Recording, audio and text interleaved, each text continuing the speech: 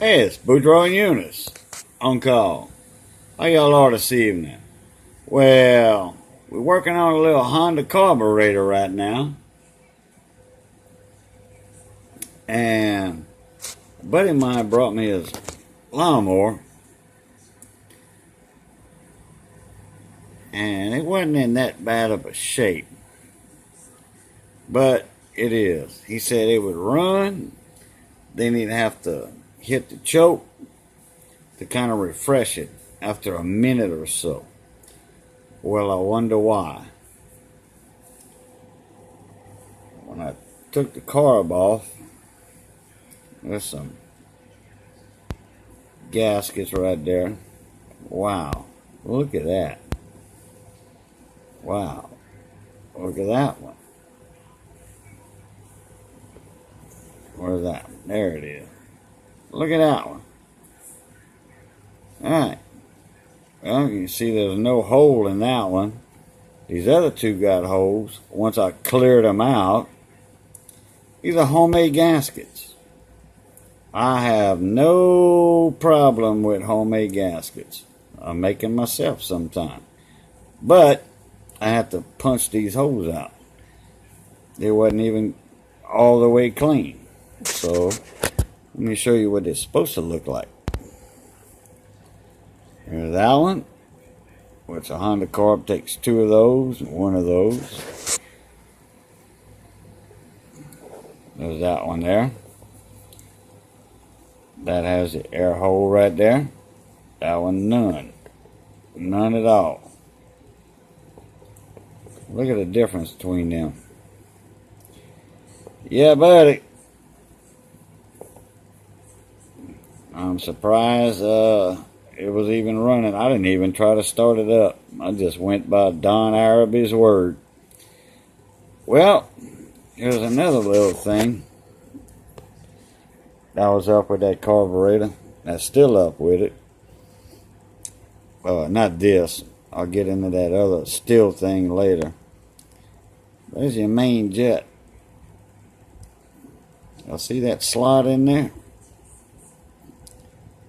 That was boogered up by a regular screwdriver.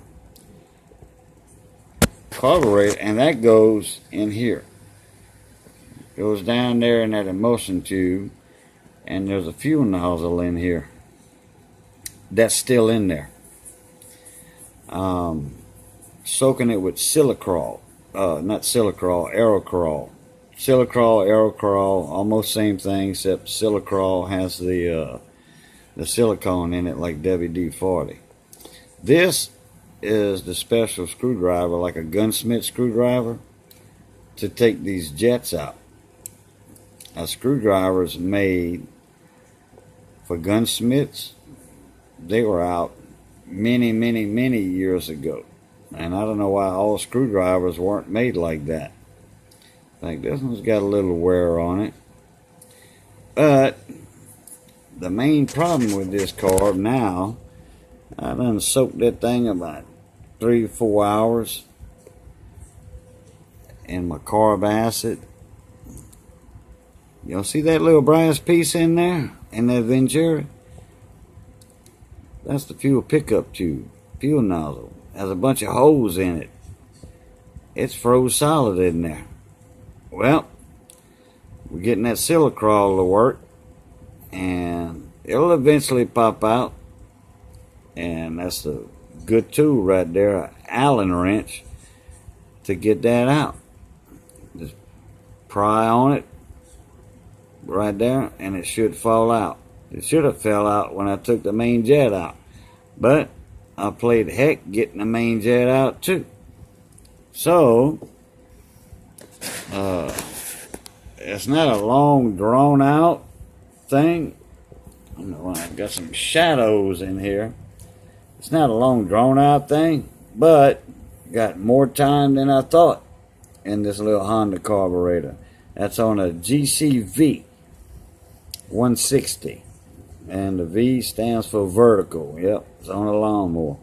So once we get all this back together, get that fuel nozzle out of there, fuel pickup tube out of that emulsion tube, we're gonna have a nice running lawnmower. He said it ran good, but you know, for a minute or so, then he had to choke it, and that's why. And that little bleeder, little pickup right there, has a lot to do with it. And right there, that's where your hole in your gasket comes in right there. So if all that's not in order, and Honda makes the most intricate carb assembly ever made. Yeah, Briggs and Stratton is so much easier. There's 3 gaskets, sometimes 4 on these things, 5 actually. There's one on the engine itself by the heat shield and the insulator block.